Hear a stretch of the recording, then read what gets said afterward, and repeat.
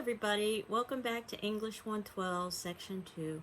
This happens to be for our class for Tuesday the 28th, where I wanted to continue on with some of our conversations about what is literature, and I also wanted to draw your attention to an article that I have posted in the notes below. It's entitled Your Brain on Fiction. And basically, it was an article that came out that talked a little bit about what happens through brain scans when we read literature. And it's quite interesting. Brain scans are revealing what happens in our heads when we read a detailed description, an evocative metaphor, or an emotional exchange between characters. Stories, this research is showing, stimulate the brain and even change how we act in life. Now, again, I've given you the link for the article so that you can read it itself, but I'm just going to read a few select pieces. That classical language regions in the brain are influenced by how the brain interprets written words. And that narratives activate not just those language regions, but other parts of our brain, suggesting why the experience of reading can sometimes feel so alive. If you've ever lost yourself in a piece of reading and forgotten that you're reading, then you probably know what I mean. So words like lavender or cinnamon or soap elicit a response not just from the language processing areas of the brain, but also those parts of the brain dealing with scent. And there are lots of studies that have shown similar things. In 2006, researchers in Spain, so this is research that's been conducted worldwide as well, asked participants to read words with strong odor associations along with neutral words, and then MRIs were done of their brains. And when individuals looked at words for perfume and coffee, the area of the brain that was responsible for scent lit up. When they saw words like chair and key, the region remained dark. And this was also the case with metaphors. So if you have something like a rough day, individuals thought that perhaps this expression was so familiar that it would be treated simply as words and no more. But a team of researchers at Emory University found that when someone read a metaphor, a description of two different things involving texture, then the sensory cortex, that area of the brain associated for touch, became active. Metaphors like the singer had a velvet voice or he had a leathery hands roused the sensory cortex, while phrases matched for meaning like the singer had a pleasing voice or he had strong hands did not. And it was also the same for areas of the brain describing motion. And this was done in a study in France with individuals reading sentences like John grasped the object and Pablo picked the ball. And the scans revealed activity in the motor cortex, which coordinates the body's movements. And the activity was concentrated in the part of the motor cortex when the movement described was arm related, and in another part when the movement concerned the leg. So now what does all of this mean? The brain, it seems, does not make much of a distinction between reading about an experience and encountering it in real life. That basically reading provides a vivid simulation of reality, almost like a simulation on a computer. And that reading maybe even goes beyond simulations because it gives us the opportunity to enter fully into other people's thoughts and feelings. And certainly other people can tell us what their thoughts and feelings are, but they could be lying or they could be mistaken. But this is the closest we're going to get to experiencing what someone else experiences. So narratives offer a unique opportunity to identify with characters' longings and frustrations, guess at their hidden motives, and track their encounters with friends and enemies, neighbors and lovers. So this, in effect, would suggest that reading improves our real-life social skills, particularly when we're reading literature. And that in two studies, it was found that individuals who frequently read fiction seem to better be able to understand other people, empathize with them, and see the world from their perspective. And the relationship persisted even after researchers accounted for the possibility that the more empathetic individuals might prefer reading. So study after study has been found, and this is the last quote I'll share with you. Fiction is a particularly useful simulation because negotiating the social world effectively is extremely tricky. requiring us to weigh up interacting instances of cause and effect. Just as computer simulations help us to get to grips with complex problems such as flying a plane or forecasting the weather. So novels, stories, and dramas can help us understand the complexities of social life. So yet another rationale for studying literature. So I didn't get a chance last class to talk about writing about fiction because these initial set of readings that I had assigned are about laying the foundation of what literature is, how to read it, and how to write about it. This is on pages 46 to 65, as you can see in the notes below. And on page 47, this might be a page that you may want to dog-ear or highlight in some way. There are a series of questions that you can ask yourself when you're reading or writing about literature. Now, certainly, I don't expect you to go through all of these questions and answer them as if you would with a template. But these are some things to just keep in mind, and some questions will be more applicable than others based on the reading you're doing. They divided it up on page 47 with plot. Does the plot conform to a formula? In other words, is it predictable? What is the source of the conflict? There has to be some sort of conflict in a story, or else there really wouldn't be a story. Is the story told chronologically? And if not, there's probably a reason why. What does the exposition or background information reveal? Is the conflict resolved? And it may not be in the story. And is the plot unified? Which is what we usually expect in a short story, is that all of the pieces kind of connect. Characters. Do you identify with the protagonist, the main character? And who or what is the antagonist, which is the villain? It could be a person, but it could be an animal. It could even be the weather. For instance, Jack London oftentimes does this when he shows his protagonist fighting against the elements, Mother Nature, to survive. Does your response to the characters change as you read? Are the characters round? In other words, do they have multiple qualities associated with them? Or are they flat or stock? In other words, do they have just one quality? Are they very stereotypical? How does the author reveal characters? And what's the purpose of the minor characters? How is the setting important? How is the setting used in this story? Could it be used symbolically when something represents something else? Usually something concrete representing something abstract, like a flag, a concrete thing representing something like patriotism, something much more abstract. Is the setting used as an antagonist? As I was suggesting that Jack London oftentimes does that with Mother Nature. Who is telling the story? And is the person telling the story, the narrator, reliable and objective? How would the story be told, or how would the story be if it was told by a different individual? Does the author ever directly comment on the action? And if the story were told from a different point of view, how would your response to the story change? Much like when we are given information in real life, we not only evaluate the information, but who is giving us that information. What symbols or representational elements are we finding in a story?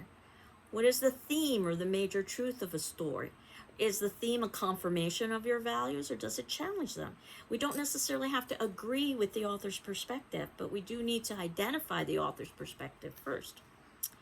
The style, which means the language, the diction, the tone, the feeling of the story, and irony. Is there a twist in the story? And we can oftentimes expect a twist, an unexpected twist. It isn't just something that's unexpected, but when we talk about something that's ironic, it also comes with a certain level of surprise. So think about this. It would be ironic when a fire station would burn down, because you assume that firefighters would be able to protect the fire station. So that would be irony. It wouldn't necessarily be ironic that a building burned down, but this specific building, a fire station, considering who inhabits the fire station, that would make it ironic. And the question that I suggested to you about what makes literature worthy of study is question 27 on page 49. Do you think the story is worth reading more than once? And then questions about critical strategies, because we talked a little bit about those last class. Is there a particular way to read a story that might be useful? For instance, from a biographical perspective, knowing about the author's history, or from a historical perspective, knowing about the time period that the story takes place in or was written in, or some combination thereof, because there are a variety of ways to interpret a story. And you can see that actually starting on page 50, there is an example of somebody who actually went through and began to write some thoughts or comments about a reading that they had done. And in some ways, it almost looks like a journal. Remember, I'm going to be asking you for some informal writing responses at the ending of the short story unit, where I'm asking you to select 3 short stories from our unit, and we are beginning the stories today, and to write about a page or so response to each of the short stories. And it's an informal assignment. I'm not evaluating for grammar or mechanics, basically just for content. Think about it as a kind of conversation on paper, your thoughts, your questions, your ideas based on either the class videos or the text readings or your classmates' responses on the discussion forums or your own observations or a combination thereof. And you can see that what this person has done is begun to write down ideas. And in fact, we see how they are able to translate those ideas to something that looks like a paper. And eventually you will be writing a formal paper on short story.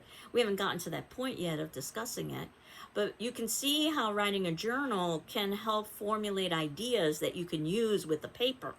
And not that your journal has to be based on something that you eventually write your paper on, but my hope and expectation is that doing some of these informal pieces of writing would be useful to you to generate some ideas. So as we continue on talking about writing about fiction, again, keep in mind that this is something that you might want to revisit as we begin talking about the writing process, because it talks about writing in stages, not just writing the perfect draft at the last minute and making revisions and edits, something that I suspect you probably talked about in your previous English class, but we will also talk about as well. And then what I wanted to do was to talk about expectations and formulas, pages 23 to 43. And this is where we begin to talk about the distinctions in literature itself. Or in other words, what makes a piece of literature worthy of study, which I had asked you to contemplate for your attendance question. Because not only is literature, at least the kind of literature we're talking about storytelling, but some stories have more depth and complexity than others. So oftentimes what you could have is a story that is formulaic. And you can see in the notes below that it's probably not usually considered worthy of study because it follows a formula. It doesn't have much creativity associated with it. It's probably written primarily for profit and for entertainment. And the entertainment is the reason why it is able to generate profit. And it's predictable. And it oftentimes is genre literature written in a particular style. For instance, horror. I think I might have indicated to you that I teach a class in Gothic literature, so I'm interested in that genre.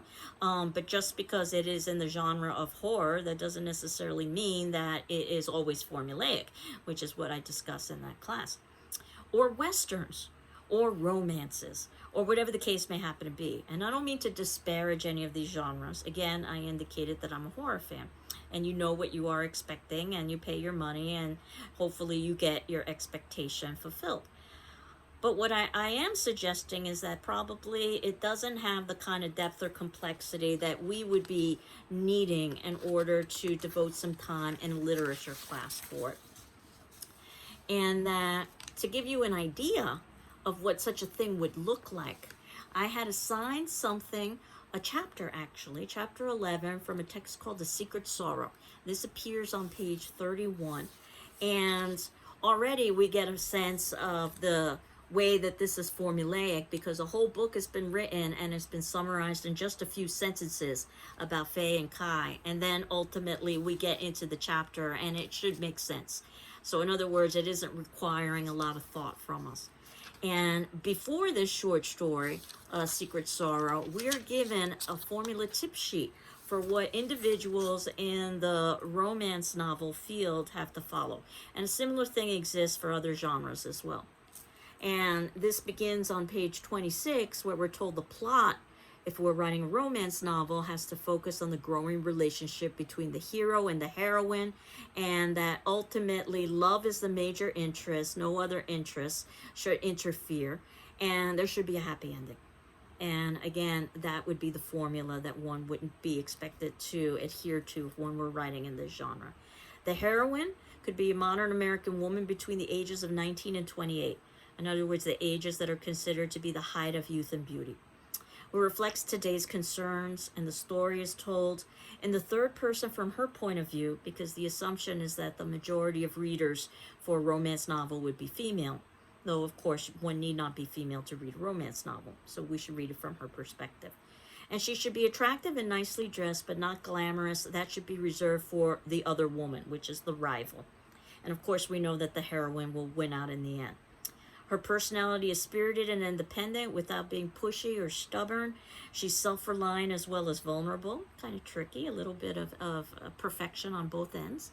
Common careers include assistant, nurse, teacher, interior designer, assistant manager, department store buyer, travel expert, or struggling photographer. No menial work, because again, there's escapism associated with this, and the reader might be engaged in menial work and they want to escape from that reality. She can also be a doctor, lawyer, or other professional. And I usually sarcastically say at this point, oh, well, that's very nice. But work must not dominate her life, because ultimately the focus is supposed to be on love, not on career. And while she can drink a bit, she never drinks alone or uses drugs. Again, you're avoiding all these chronic problems. And the hero should be about 10 years older than the heroine, can be foreign or masculine. He needn't be handsome in the traditional sense, but he must be strongly masculine and always tall and well built, not brawny or thick, and usually dark. He looks terrific in a three-piece suit as he does in sports clothes. In other words, the guy you can take anywhere. And notice that the assumption is that it is a heterosexual relationship. His clothes reflect good taste and an affluent lifestyle. Again, money is not going to be an issue here. He's a man in charge. His past might be slightly mysterious, or some painful moment might have defined his past, perhaps a wife's death or a divorce, but it was not his fault, and he doesn't have chronic problems, such as alcoholism, drug addiction, sexual dysfunction, and so forth. So he's attractive as a lover, but also a potential husband and father. And then we have secondary characters that are just there. Secondary, they basically are window dressing, or like the extras in a film. The other woman, the other man, and he could be the selfish sort, or he could be the decent sort who is there when the hero isn't around. Setting is usually contemporary, romantic, and exciting places are best. Not to disparage Greenfield, but might I suggest that Greenfield, Massachusetts might not necessarily be the setting. Places like New York, London, Paris, Rio. Love scenes, they may make love before marriage, but neither is promiscuous, especially the heroine. Description should appeal to the senses, but not be overly detailed or graphic with no coarse language. And then the section that saddens me the most, the writing. Avoid extremely complex sentences, very long paragraphs, and lengthy descriptions. Use concise, vivid details to create the heroine's world. Be sure to include full descriptions of the hero's and heroine's physical features and clothes. Allow the reader to experience the romantic mood surrounding the lovers. Show how the heroine feels. Don't simply report her feelings. Dialogue should sound like ordinary conversation. Overall writing should be contemporary English. Avoid slang, difficult foreign expressions, strange dialects, racial epithets, or other obscenities. But hell, damn, and a few other mild swears are all right. And even worse, there are even suggestions or requirements about length. 55,000 to 65,000 words in 10 to 12 chapters. I always think of this when a student asks me how long an assignment should be. And I don't mean to be facetious when I say assignment should be as long as it needs to be. But can you imagine telling, let's say, a famous painter like Picasso how many colors to use in his work? You use as many as are necessary. That said, I know that a length question oftentimes is a question about how much time and effort should I put into this assignment. But the reality is that if you follow this formula, what you're going to end up with is the kind of story we get from A Secret Sorrow, where Faye could feel the blood drain from her face, and for one horrifying moment she thought she was going to faint right in Kai's arms. So we begin with melodrama, and basically we find out what the conflict is because I can't give you children, because I can't get pregnant, I can't have babies. And if I needed to summarize this, I'll summarize this very quickly for you. She can't have children, so she doesn't want to trap him in a relationship. He says he doesn't care. She says she does. She's about to leave. He says we'll adopt. She says, really? He says, okay. They adopt and they live happily ever after. And this is not to in any way diminish the conflict that they have. This can be a very gigantic conflict, the idea of infertility for a couple. But the fact that it's resolved so quickly and so unrealistically, this is what I'm talking about in terms of formula fiction, where we get this very cliche ending that she knew that she was the only woman for him, beautiful, complete, and whole. And chances are you could read this without having to devote a lot of time or attention to it. And it would be very different reading the next piece called A Sorrowful Woman. And while it might have a similar title to Secret Sorrow, it is a very different piece to illustrate what literature is, or at least literature that's worthy of our study. That it's not written primarily for profit. Certainly the author probably wants to generate profit, but there probably is some social message in there. Now, that's not to say that we couldn't read the first piece from a sociological perspective, and perhaps we could talk about the role of female in society in things like romance novels and soap operas. And that could be an interesting academic investigation. But as a piece of writing, A Secret Sorrow doesn't really offer the depth and complexity that we see in A Sorrowful Woman. Because A Sorrowful Woman is not formulaic, it's not predictable, it's not trite, it can't be classified by a particular genre. It doesn't follow a strict set of rules for either plot or character or setting or anything else, including the writing and the length. And it is a great example of a short story, which is how we're going to spend the beginning of the semester with, this genre of short stories. By definition, they are stories, fiction, that are short. But that's a pretty broad term. It is, perhaps debatable as to what is short and what is not short. But I think that you can see that a short story usually focuses on a particular incident or a particular series of characters and doesn't give us lots of subplots the way we will be seeing in something like drama. And in this brief piece of fiction, whether it be A Sorrowful Woman or any other piece of literature, not just short story, but drama, poetry, novel, I have some suggestions for you in terms of reading. Look at the author. This is going to be important because this will give you a little bit of a sense as to who is writing the piece, which could be important in our understanding it. Look at the date in which the piece was written, because that'll give us a sense of time. Look at the title. Try to figure out why the author chose this title. Plot. Certainly you need to know what's happening in a piece before you can talk about why those things are happening. And the what is the first, but the why is the much more important. Look at the characters. Who are they? What are their names? How do they interact with one another? Look at the settings. And if we aren't given information about the setting, then it's probably not important, especially in a short story because it's short. But in a short story, just about everything probably has some significance, or it wouldn't be in this short story. The use of language, the diction, as I was talking about, the themes or the universal messages, the ending, important quotations, the questions that appear at the ending of the story oftentimes can help direct your reading too if you're reading the story from the text. And your own questions, which are things that you can raise in things like journals or even in the class discussion forums. So you can see in the notes below, I've indicated A Sorrowful Woman can be found on page 39 of your text, but I was also able to find it online. So when I'm able to find the pieces of literature online, I will include a link. I was able to do that as well for the chapter that we were reading on A Secret Sorrow. And I wanted to make some points about this particular piece. First, the author. Again, to read a story from the beginning, which means to read the author's name, Gail Godwin. We're given a brief biography about her in our textbook, one of the advantages of having a textbook. that basically she attended the University of North Carolina, the University of Iowa, where she earned a PhD in English in 1971. In other words, she's very well read in literature, and she probably is utilizing many of the techniques she's learned in her own writing. She's a full-time writer who won grants, and basically this goes to show that she has a certain level of respect and esteem. And then when we read when it was published, 1971. This would be the height of the women's movement.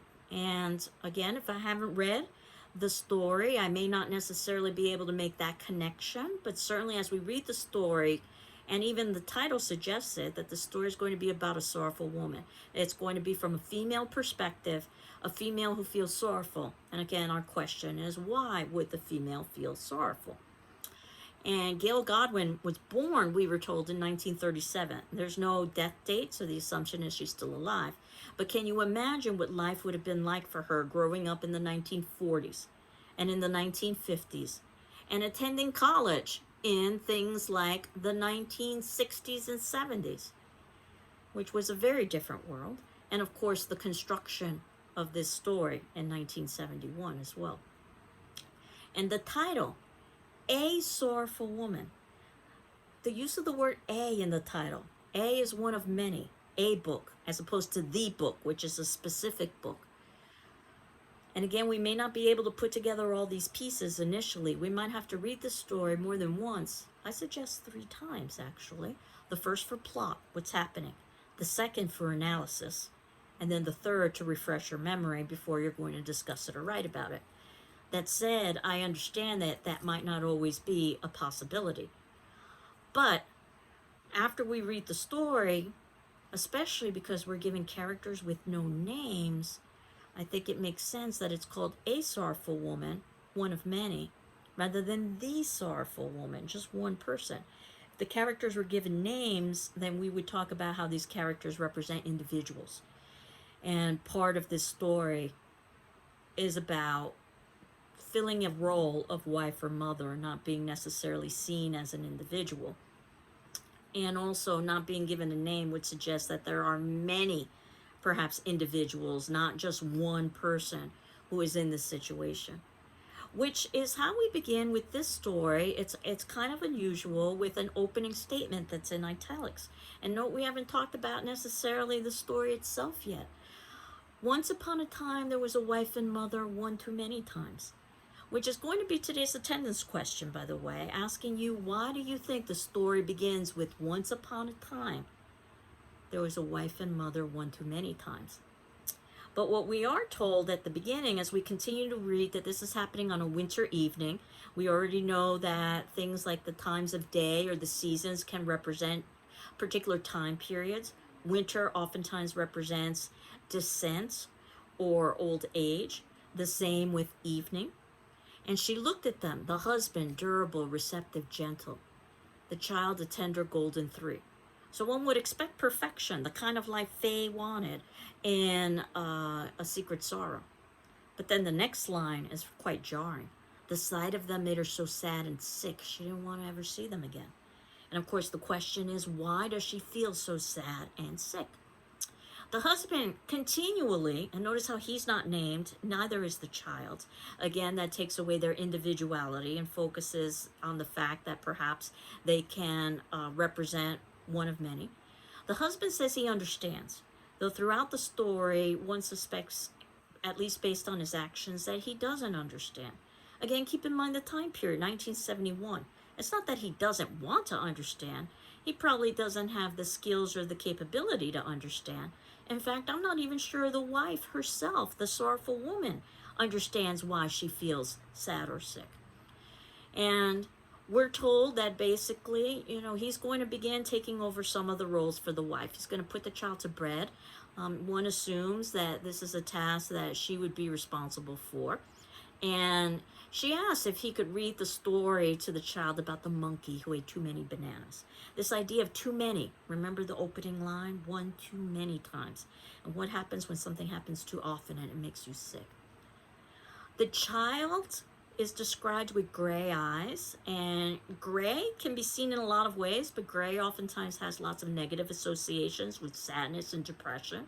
It's oftentimes associated with ambiguity as well. Things aren't clear cut as to good or bad or yes or no. I think both are valid in this story. The husband's shirt is also called gray. And basically, we find out how the husband, in trying to help the wife, helps her to undress, and he takes off her bra. And we're told in the fourth paragraph, this is on page 39 in my text, that the bra hung by one strap down the side of her body. She had not the impetus to shrug it off. She looked down at the right nipple, shriveled with chill, and thought, how absurd, a vertical bra. And if only there were instant sleep. And that's going to be an important clue, a piece of foreshadowing. That's what that's called, when we're given a clue in a story. But we may not know that instant sleep is a clue. The scene with the bra is also very important because, first of all, if this was a piece of formula fiction, such as the previous piece I was talking about, this would be the beginning of an erotic episode. That's not what we get here. And secondly, bras are supposed to offer support. One might say that the woman really isn't getting support if the bra is off. Or bras can also signal entrapment. During the 1970s, women were literally burning their bras in protest of sexism. And notice that the bra is never completely off of her. And she begins to take a sleeping potion that the husband makes for her. Again, this is going to be important for us understanding the ending, so she can get her instant sleep. And she, asks for a clean pair of pajamas out of the laundry for the boy. It came back today. This goes to show a little bit about the lifestyle of this family. This family is living in a certain amount of privilege. Later on, the father hires a girl to help. The father is taking out the woman in dates. So obviously, they live a comfortable life. We're never told anything really negative about the husband or the child. There isn't any kind of illness. There isn't any kind of abuse. In other words, again, it would appear to be the perfect family. But what happens when it appears that you have everything and you're still not fulfilled? And that's really the question in this particular piece. The husband is bringing her breakfast in bed, but that's not what she needs.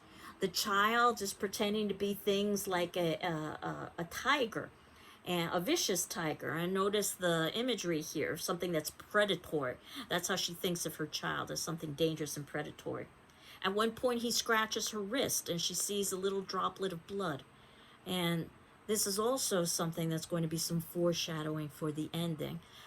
If you didn't read carefully, you might have missed that in the ending, she commits suicide.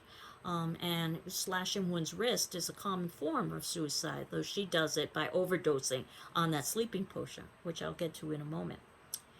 And then ultimately she hit the child when she knew the husband would see it. This is basically a cry for help. And the husband decides to find the perfect girl to help. And basically somebody who's young, dynamic, and not pretty, because if the girl were pretty, then she would be a sexual threat. And if this were a piece of formulaic writing, an affair would ensue. But that's not what's going to happen. The girl paints the room white. And again, if we're given a detail, it's probably important. So white. The girl could have just painted the room. Or the girl could have painted the room blue. But the fact that she painted it white means that we have to try to examine why. So white could mean purity and innocence, which is what the girl represents. White can also mean something that is institutional and bland, which is something that the wife is feeling. And the girl seems to be perfect. She feeds lunch to the boy, reads them all books, races the boy to the mailbox, hangs watercolors on the freshly painted walls, makes spinach souffle, cleans a spot on the mother's coat, makes them all laugh, dances in her stocking feet, plays chess with the husband. At this point, the mother is spending more and more time. Now it's winter afternoons, and I did notice that when I was first reading this, that we move from evening to afternoon. An earlier time of day that usually represents an earlier period in life or something more positive. So I'm thinking, I wonder if this is important. In the big bedroom, wearing an old sweater she loved at school, one might say that she's trying to relive her youth from when she was in school, when she didn't have responsibilities as wife and mother, and she was single. The girl brings the boy to visit, and the boy brings in a grasshopper. Note the animal imagery here, and this is also a live life. Notice how much of the woman's experience is indoors in the house as a place of almost entrapment. And the wife and mother become so upset by this grasshopper, this live life, that she basically says, the girl upsets me, and she has the girl fired, even though the girl is perfect.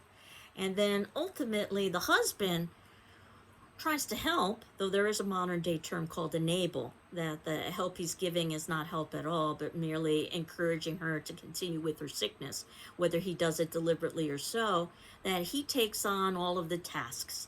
And that said, you as a contemporary reader in today's world might be reading this and say, well, I'm not too impressed with this. I'm a single parent and I do everything alone. But keep in mind that in the 1970s, it was expected that a couple would share tasks in the raising of a family. It was much, much, much less common to have single parents. And then the woman moves into the girl's room. One might say that basically the woman wants to be the girl, and she stays in this white room, and she's a young queen, a virgin in a tower. She was the previous inhabitant. So this is a piece of evidence to show that she wants to be like the girl. And the new room had a new view of streets she'd never seen that way before. This is in paragraph 22, or on page 41. She's looking at the sun hitting the room in the late afternoon. I'm thinking this is positive. She's brushing her hair. And notice how often there's references to hair brushing. Hair brushing is oftentimes self-care routines. The wife and mother's taking care of herself rather than taking care of other people like the husband or the child. There are also associations with fairy tales when you think about things like Rapunzel brushing her hair, because she's called a young queen, a virgin in a tower, almost like a fairy tale. And not only is she brushing her hair, but she also decides to write a poem, specifically a sonnet. Now, we'll talk about sonnets later on in the semester, but basically a sonnet is a highly stylized poem with a strict set of rules in terms of length, in terms of rhyme, pattern, or scheme, in terms of subject matter. So she begins thinking about that she's going to write a poem and she's going to follow these rules. And when she says, I'm going to either do A-B-A-B or A-B-B-A, that's the way you indicate a rhyme pattern in a poem, is that you use letters of the alphabet, as we will talk about. But then she begins to contemplate, well, maybe I don't have to write something that is a particular set of lines. It could be any number of lines. It doesn't even have to rhyme. It doesn't even have to be a sonnet. So I'm thinking in reading this that she's beginning to contemplate the idea that she doesn't have to write following the rules, so perhaps she's contemplating that she doesn't have to live following the rules. And certainly it seems to be that way as she isolates herself more and more from the family, getting to the point saying that she wants them to push notes under the door, and that's the only kind of communication that they have. And at this point, we're told, this is a very important detail, though we may not realize it upon our first reading. This is on page 42 or paragraph 27, that she heard her husband in the kitchen where he mixed the sleeping potion in batches now to last a week at a time, storing it in a corner of the cupboard. And then she's reading the notes and she's feeling overwhelmed. She's waking earlier now and it's spring. And again, I'm thinking this is going to be some renewal or epiphany for the wife. It may not necessarily be good for the family, but it would be good for her. And she sees that some things have changed and they've gone on without her, basically. But the force of the joyful notes that she continues to receive are so overcoming. She says, or the narrator says, now the days were too short. She was always busy. She woke up with the first bird, worked till the sun set. No time for hair brushing. Her fingers raced the hours. Hair brushing can also be a kind of soothing activity, almost like rocking oneself. And then, again, very important, on page 42, and this is in paragraph 51, she went to the cupboard and took what was hers. In other words, the sleeping potion. Closed herself into the little white room and brushed her hair for a while.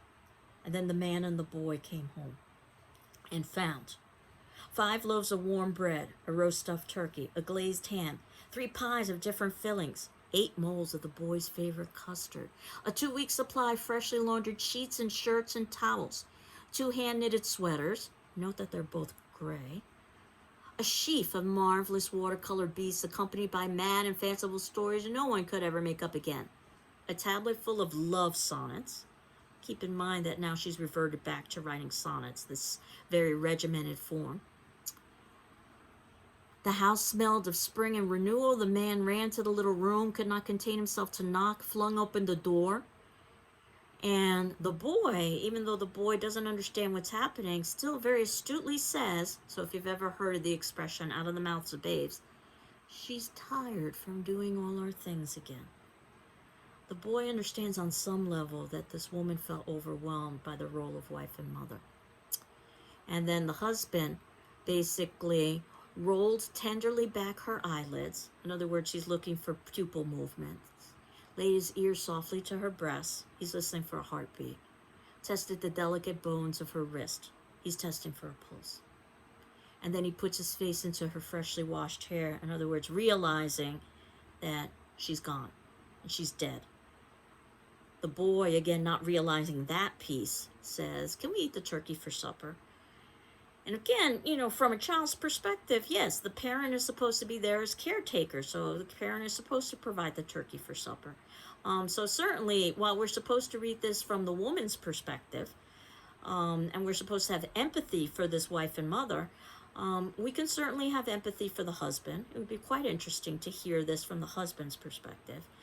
And have empathy for the child in particular, because at least you could say that the wife and the husband are adults. So they've made decisions as adults, and there are consequences of those decisions that a child can't be held accountable to. And those ending questions help to formulate perhaps some ideas that we could discuss with this piece. And these ending questions relate this story to the previous one, A Secret Sorrow. How did you respond to a secret sorrow and to a sorrowful woman? Did you like one more than the other? And do you think one woman is more likable than the other?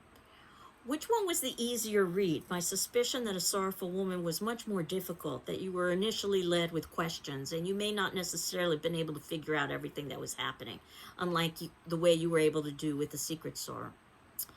How do the women's attitudes towards family life differ in A Secret Sorrow and Sorrowful Woman? How is the woman's problems in A Sorrowful Woman made more complex than in A Secret Sorrow with Faye? What are the themes or the central points of each story?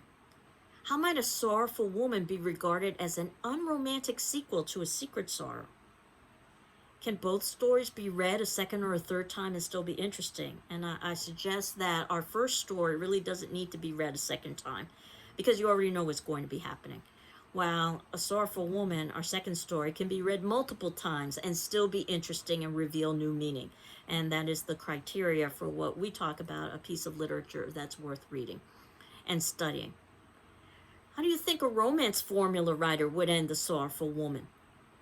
Probably we'd have a happy ending rather than a negative ending. Contrast what marriage means in the two stories. Obviously, marriage is portrayed very differently in the two. Question 10 on page 43. Discuss your feelings about the woman in A Sorrowful Woman. How does she remain a sympathetic character in spite of her refusal to be a traditional wife and mother? And it might take more than one reading of the story to see that Godwin, the author, does want us to sympathize with her. Though certainly you can be upset with her as well in terms of how she basically abandons her family. And the happy ending of A Secret Sorrow may seem like a fairy tale, but it's realistically presented because nothing strange, mysterious, or fabulous that strains our belief to believe it could happen. In contrast, A Sorrowful Woman begins with that epigraph, once upon a time, that causes us to expect a fairy tale ending, but that story is clearly a fairy tale gone wrong. And this is today's attendance question is, why do you think that the author decided to begin with that opening question or that opening statement, the epigram that basically, or epigraph, once upon a time there was a wife and mother, one too many times? Why begin in that way for this particular story? And again, some critical strategies specifically that you might want to read this from a feminist perspective, since it seems to be from a female author in a time where women's rights were forefront, um, and a story of a female who feels entrapped. Though that's not the only way that you can read this story either. So this gives you a little bit of an idea, first, the distinction between formulaic writing and something that's more creative and literary. And secondly, how to go about reading a piece of literature. So what we're going to do is continue on next class. I had asked you to revisit a short story called The Story of an Hour that was in our initial set of readings, because I want you to read it with a critical eye so that we can talk about what's happening within that piece, as well as read A Rose for Emily. And you can see that I've included links for both The Story of an Hour and A Rose for Emily if you don't have access to the textbook. One of the reasons why I wanted to assign A Rose for Emily is because there is a brief interview after that story from the author himself about his writing the piece. It's called On a Rose. I unfortunately could not find it online, but I will talk about it in the next video. If you are able to, do read it. But he talks a little bit about some of his thinking about the construction of the piece. And I wanted to talk a little bit about his perspective and how that is similar to or different from our perspectives as readers. So I hope you are all doing well. I am doing well, and we will continue on next class with short story. Take care. Bye-bye.